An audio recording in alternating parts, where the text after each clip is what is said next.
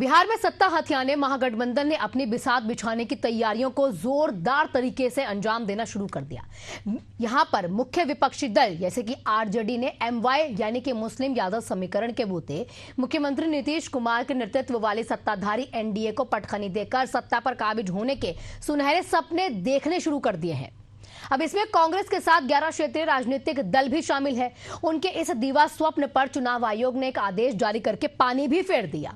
अब इसके बाद आरजेडी और कांग्रेस के साथ महागठबंधन में शामिल सभी दल बुरी तरह से तिलमिला हो उठते हैं और अब उन्हें सत्ता का सुनहरा ख्वाब धूमिल सा नजर आने लगा है।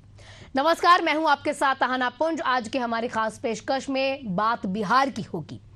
इलेक्शन कमीशन का ऐलान और सियासी घमासान पे चर्चा करेंगे और ये वास्तविकता भी है कि बिहार में चुनाव आयोग ने एक स्पेशल इंटेंसिव रिवीजन, जिसे हम आम भाषा में एसआईआर भी कह रहे हैं, चुनाव आयोग के इस ऐलान के बाद से बिहार में आरजेडी और कांग्रेस के साथ साथ महागठबंधन को छटपटाने पर मजबूर कर दिया है। जबकि चुनाव आयोग के इस फैसले से सत्ताधारी एनडीए को किसी तरह की दिक्कत नहीं हो रही, तो वहीं पर तीसरा मोर्चा बनकर बिहार की सियासत में कदम रखने जो जा रहे हैं जन सुराज पार्टी के संस्थापक प्रशांत किशोर को किसी तरह की परेशानी का अनुभव हो रहा है। अब ऐसे में सवाल उठता है कि कांग्रेस और आरजेडी की इस तिलमिलाहट की वजह क्या है।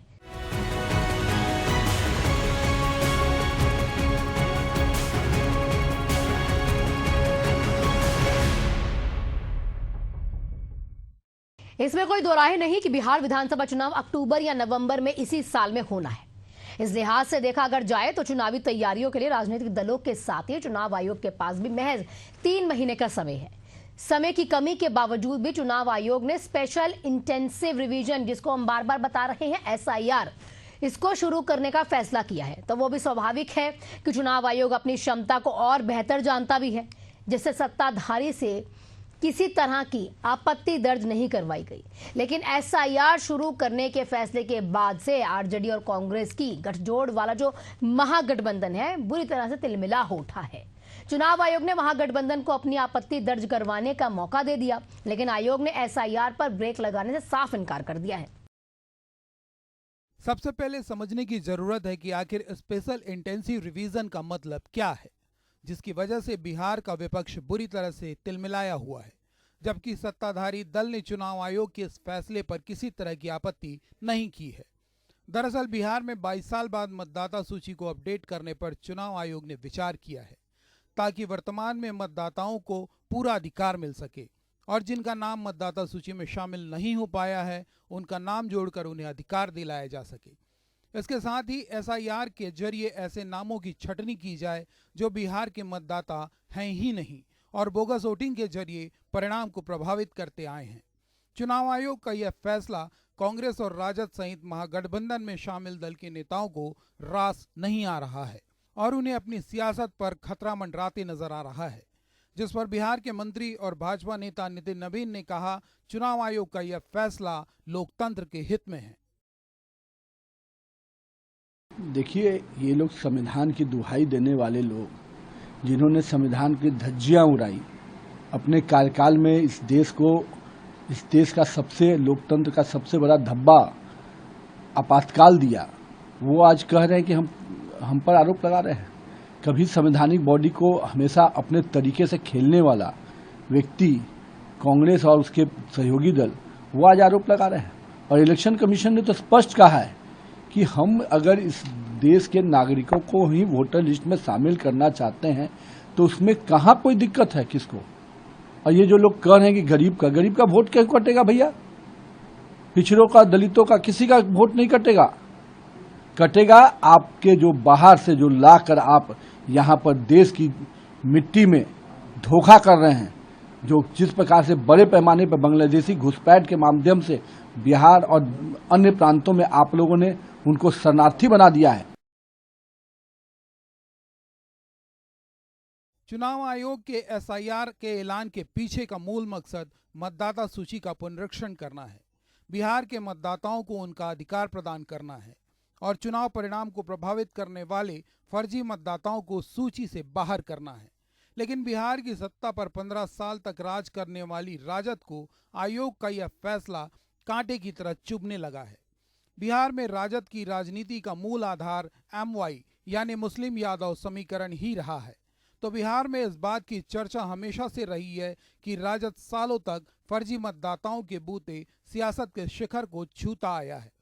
अब जबकि चुनाव आयोग ने एसआईआर के माध्यम से मतदाता सूची को दुरुस्त करने का फैसला लिया है, तो विपक्ष को अपनी सियासी जमीन खिसकती नजर आ रही है।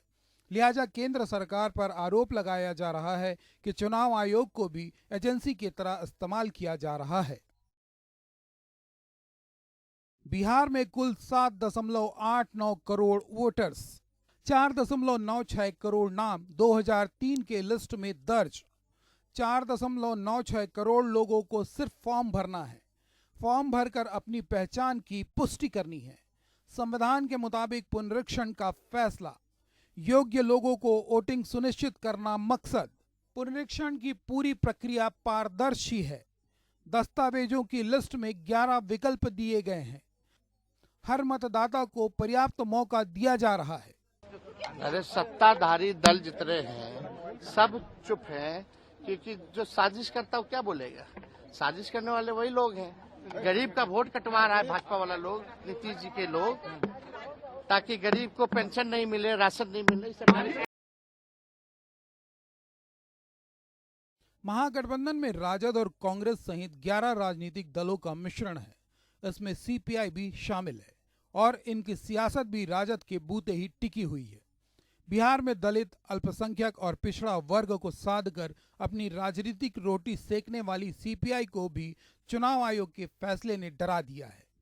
सीपीआई सांसद डी राजा का कहना है कि बिहार की बड़ी आबादी पलायनवादी है, जो देश के अलग अलग राज्यों में रोजगार के लिए निवास करती है। ऐसे में एसआईआर लागू किए जाने से उनका मताधिकार प्रभावित होगा। लिहाजा चुनाव आयोग से मुलाकात के दौरान सीपीआई सांसद डी राजा ने एसआईआर को स्थगित करने पर जोर दिया। We went there to discuss the problems involved in holding Bihar elections, because there is an exercise which has been started by Election Commission, that is Special Intensive Revision, SIR, and from our party side, from other party side, we asked the Election Commission to postpone that SIR, because Bihar will face floods, heavy rains and natural calamities that should be taken into consideration, and within a short period of time, the way they are demanding documents cannot be produced by anybody, so that SIR must be postponed.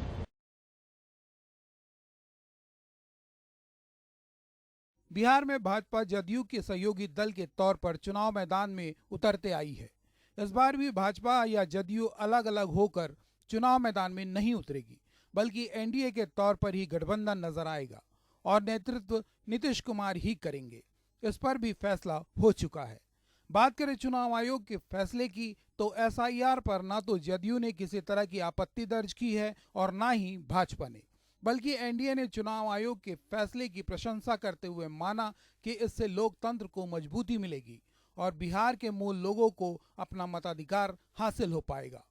आयोग के इस फैसले पर छत्तीसगढ़ के उप मुख्यमंत्री अरुण साव का कहना है कि चुनाव आयोग स्वतंत्र संवैधानिक संस्था है, जिस पर आरोप लगाना किसी भी मायने से उचित नहीं है। इस प्रकार के बेबुनियाद और निराधार आरोप बताता है कि किस प्रकार से एनडीए गठबंधन और आरजेडी डरी हुई है चुनाव से, बिहार की जनता से। चुनाव आयोग जैसे निष्पक्ष संस्था के कामों पर इस प्रकार से उंगली उठाना ये उचित नहीं है।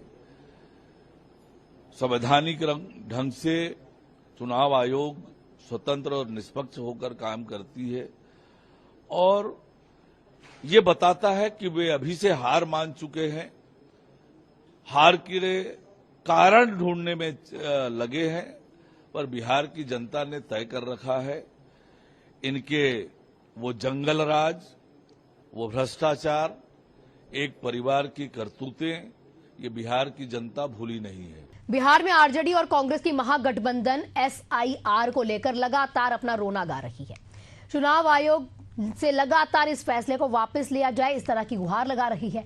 अब इसे एनडीए उनका डर बताती है। चुनाव आयोग के फैसले का स्वागत करती एनडीए नजर आती है। तो इन सबसे परे बिहार में तीसरा मोर्चा जन सुराज के तौर पर प्रशांत किशोर जो है वो खुलकर अलग ही दिशा में जा रहे हैं, अपनी राजनीतिक बिसात अलग से बिछा रहे हैं। प्रशांत किशोर चुनाव आयोग के एसआईआर के फैसले पर बिल्कुल न्यूट्रल से बने हुए हैं, लेकिन सत्ताधारी नीतीश सरकार के खिलाफ आग उगलने में किसी तरह की कमी नहीं छोड़ रहे, बल्कि बिहार के युवाओं के बीच स्थानीय स्तर पर उन्हें रोजगार का सपना दिखाकर अपने राजनीतिक गलियारों को और सुगम बनाने की कोशिशों में जुटे हैं। तो वहीं पर दूसरी ओर कांग्रेस का खौफ सवालों के साथ नजर आता है। चिराग पासवान बिहार फर्स्ट, बिहारी फर्स्ट के नारे के साथ एनडीए में बिहार में शानदार वापसी का दम भर रहे हैं।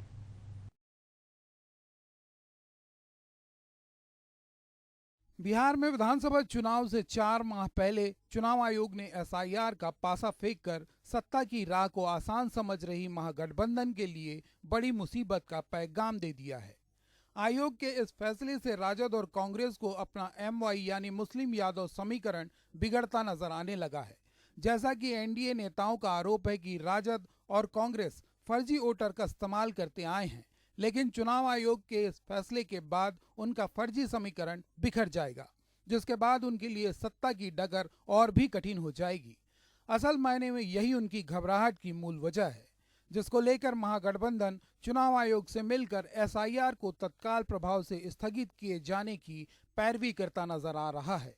चुनाव आयोग ने इस मसले पर उनकी गुहार तो सुन ली है, लेकिन एसआईआर निरस्त किए जाने से साफ मना कर दिया है। इसके बाद अब महागठबंधन के नेता खामियां गिना रहे हैं। वो ये था कि 2003 से आज 22 साल निकल गए हैं, कम से कम 4-5 चुनाव बिहार में हो चुके हैं। क्या वो सब चुनाव गलत थे? क्या वो सब चुनाव नियम के अनुसार नहीं थे? दूसरा मुद्दा, अगर आपको ये एसआईआर रिवीजन, इंटेंसिव रिवीजन करना था, तो ये अचानक लगभग जून के अंत में घोषणा कैसे की? पहली बार ये निर्णय कैसे और क्यों लिया? मान भी लिया जाए कि एसआईआर की आवश्यकता है, तो उसको जनवरी, इस चुनाव के बाद, दिसंबर जनवरी के बाद इत्मीनान से, व्यापक रूप से, बहुत ध्यान से किया जा सकता था। आज आपने लगभग 1 महीना जुलाई दिया इस बड़े भारी भरकम काम के लिए। 7.25 करोड़ इलेक्टर्स के विषय में 1 महीने का एन्यूमरेशन है। जो आप दस्तावेज मांग रहे हैं, पिछले 1 दशक से हर चीज़ के लिए आप आधार मांगते हैं, हर चीज़ के लिए आप राशन कार्ड या आधार का कॉम्बिनेशन देखते हैं। आज पहली बार आप ये कह रहे हैं कि आपका जो चुनाव में इलेक्टोरल रोल में नाम है वो नहीं माना जाएगा अगर आपके पास बर्थ सर्टिफिकेट नहीं होगा, और एक कैटेगरी, एक श्रेणी में वो जन्म का दस्तावेज आपके पिताश्री और माताश्री का भी होना चाहिए अगर आप 1987 से 2012 के बीच में पढ़ते हैं। तो हमने कहा कि कितने लाखों करोड़ों लोग हैं ऐसे बिहार में, अल्पसंख्यक, गरीब, जो लोग लेबर करने बाहर जाते हैं, जो बाढ़ से पीड़ित हैं, जो पिछड़े वर्ग हैं, वो क्या अगले 2 महीने 3 महीने तक भागदौड़ करते रहेंगे ऐसे दस्तावेज लेने के लिए? और इस दस्तावेज के बिना जो लोग दशकों से 2003 के बाद से या 2005-7 के बाद से लिस्ट में हैं, वो अपने नाम को वंचित पाएंगे।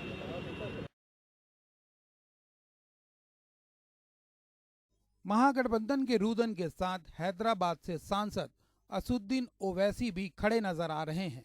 बिहार चुनाव से भले ही उनका हित सधे ना सधे महत्वपूर्ण नहीं है, लेकिन बात जब मुस्लिम पक्ष की आती है, ऐसे मौकों पर ओवैसी अपनी आवाज बुलंद ना करे किसी हाल में संभव नहीं है। ओवैसी ने चुनाव आयोग के फैसले को लेकर आपत्ति दर्ज करते हुए कहा कि उनका यह फैसला गैर वाजिब है, जबकि आयोग को पता है कि बिहार में अक्टूबर-नवंबर में चुनाव कराना है। ओवैसी के इस स्टैंड से यह तो साफ हो गया कि बिहार में वे एनडीए के खिलाफ अपनी ताकत पेश करेंगे, भले ही उन्होंने महागठबंधन के साथ शामिल होने की बात स्वीकार नहीं की है। सब चीजें आप क्यों पूछ रहे हैं मेरे से आप ये? और लास्टली हम इलेक्शन कमीशन ऑफ इंडिया को ये बताना चाह रहे कि सुप्रीम कोर्ट का जजमेंट है जो इलेक्शन कमीशन ऑफ इंडिया को फॉलो करना पड़ता है। आप सुप्रीम कोर्ट से बड़े नहीं हैं। लाल बाबू हुसैन केस में जो सुप्रीम कोर्ट ने जो गाइडलाइंस दिए, जो आपको बताया, उसको भी आप वॉयलेट कर रहे हैं। तो ऑल इन ऑल ये एक्सरसाइज डिसएनफ्रेंचाइजमेंट को लीड करेगा। और कई आप सब लोग जानते हैं कि बिहार के नौजवान पलायन करते, कोई हैदराबाद के होटल में काम कर रहा, कोई मुंबई के, कोई दिल्ली होटल में काम कर रहा, कोई पंजाब के खेतों में काम कर रहा है। और सीमांचल का एरिया, स्पेसिफिक एग्जांपल दे रहा हूं, अब आप थोड़े दिन के बाद देखेंगे 1.5-2 महीने वो तकरीबन एरिया सीमांचल कट ऑफ रहता, हजारों एकड़ जमीन पानी फ्लड से कट जाती, गांव कट जाते, घर बह जाते। कैसे होगा बताइए? और ईसीआई के पास क्या डेटा है भाई लीगल माइग्रेंट्स का? शेयर करिए हमारे को आप। हम भी चाह रहे कि इलेक्टोरल साफ होना, मगर ये जल्दबाजी में फैसला लिया गया है। हम ईसीआई को रिक्वेस्ट कर रहे हैं कि आप ऑल पार्टी मीटिंग बुलाइए और पायलट बेसिस पे करना है तो किसी और जगह पे करिए आप। अगर कल बिहार में कई लोगों के नाम नहीं आएंगे, जो नहीं आ सकते, पूरी गारंटी दे रहा हूं मैं आपको, नहीं आएंगे कई लोगों के नाम, तो क्या करेंगे फिर आप? तो पिछले असेंबली इलेक्शन का चुनाव जो है, जो एनडीए जीती, वो सिर्फ चंद हजार वोटों से जीती हो। तो ये बिहार की जनता को वोट डालने का पूरा इख्तियार मिलना चाहिए, उनका राइट है। हाँ, अगर कोई चीज गलत है तो सही करिए, मगर ऐसा तो नहीं करेंगे ना आप। बिल्कुल आप आर्बिट्री तरीके से कर रहे हैं election commission of India. Bihar में होने वाले विधानसभा चुनाव को लेकर एनडीए पूरी ताकत झोंक रहा है। बीते सालों में नीतीश सरकार ने बिहार में जो सक्रियता का परिचय दिया है और बिहार में विकास की नई इबारत लिखी है, अब एनडीए उन्हीं उपलब्धियों को आगे बढ़ाने की दिशा में काम करने पर जोर दे रही है। तो चुनावी मैदान में अपने इन्हीं विकास कार्यों का लेखा जोखा लेकर उतरने वाली है। एनडीए का सीधा फंडा है कि विपक्ष की सियासी जमीन को कम से और कम किया जाए, जिसे लेकर बिहार के युवा नेता और केंद्रीय मंत्री चिराग पासवान ने एनडीए की स्थिति को स्पष्ट कर दिया है। इलेक्टोरल एक्सरसाइज तो अलग हो रहा है, इनकी हार का बहाना ढूंढने की एक्सरसाइज एक तरफ चल रही। तथाकथित जितने भी इंडिया अलायंस के लोग हैं, ये अलग एक्सरसाइज में लगे हुए हैं कि भैया नवंबर में बहाना क्या देंगे, क्योंकि हकीकत है जिस तरीके से आज की तारीख में एनडीए गठबंधन आगे बढ़ रहा है, जिस तरीके से ये एक विनिंग कॉम्बिनेशन है, इसको हम लोग आजमा चुके हैं इस कॉम्बिनेशन को उपचुनाव में। तो ऐसे में इंडिया अलायंस को पता है कि दूर दूर तक उनकी जीत इस बार संभव नहीं है। जो दल अपने आप को सबसे बड़ा दल मानने का अहंकार रखता है, उस दल को कम से कम भीतर खाने तो ये बात समझ में आती होगी ना कि पिछली बार भी अगर एनडीए गठबंधन अपने मूल स्वरूप में रहता और हम भी उस गठबंधन का हिस्सा रहते जिस तरीके से आज हैं, तो ये लोग दहाई का आंकड़ा भी पार नहीं कर पाते। मैं राष्ट्रीय जनता दल की मैं बात कर रहा हूँ। उस वक्त राष्ट्रीय जनता दल उन्हीं जगहों पे जीत पाई जहां पे मैंने अपने प्रत्याशी उतारे, जिससे एनडीए के वोटों में ही उस वक्त बिखराव हुआ। पर आज की तारीख में परिस्थिति विपरीत है, एनडीए गठबंधन पूरी एकजुटता के साथ है। तो ये जो इलेक्शन कमीशन की एक्सरसाइज तो एक तरफ चल रही है, बट उस पे हार का बहाना कैसे अभी से तैयार किया जाए, उसके लिए प्रयास किया जा रहा है इंडिया अलायंस के लोगों के। राजद और कांग्रेस का महागठबंधन जहां एसआईआर के बंधन में बंद कर रह गया है और आगामी चुनाव के फैसले को लेकर अभी से सशंकित नजर आ रहा है, तो तीसरा मोर्चा खोलकर बैठे जनसुराज पार्टी के संस्थापक प्रशांत किशोर को इन फैसलों से बिल्कुल मुक्त देखा जा सकता है। आगामी विधानसभा चुनाव में बिहार की सभी 243 सीटों पर उम्मीदवारों को खड़ा करने के दावे के साथ प्रशांत किशोर इस भरोसे में हैं कि बिहार में इस बार नया सूरज उगाने में उनकी भूमिका अहम होगी। उनकी जनसुराज पार्टी एनडीए और महागठबंधन की राजनीति से बिहार को मुक्ति दिलाएगी। छठ के बाद बिहार से पलायन बंद कर दिया जाएगा। किसी भी बच्चे को 10 से 12 हजार रुपए के रोजी रोजगार के लिए बिहार से बाहर नहीं जाना पड़ेगा। ये पूरा एक एक गांव का, एक एक पंचायत का हमने खाका बनाया है। बच्चों को यहाँ पढ़ने की व्यवस्था होगी। हर पंचायत में 1000 से 1200 लोगों के लिए रोजगार होगा और खेती से कमाई होगी। खाली खाने के लिए खेती नहीं होगी, खेती से कमाई होगी। चुनाव आयोग ने बिहार में SIR का ऐलान किया। अब इस पर 25 जून से काम भी शुरू हो चुका है। चुनाव आयोग ने सभी मतदाताओं को पुनर्निरीक्षण प्रपत्र भरने के साथ साथ कागजात जमा करवाने के लिए 25 दिन का समय दे दिया। बिहार चुनाव से पहले मतदाता सूचियों के पुनर्निरीक्षण को विपक्ष के ही जो नेता है तेजस्वी यादव ने षड्यंत्र करार दिया है।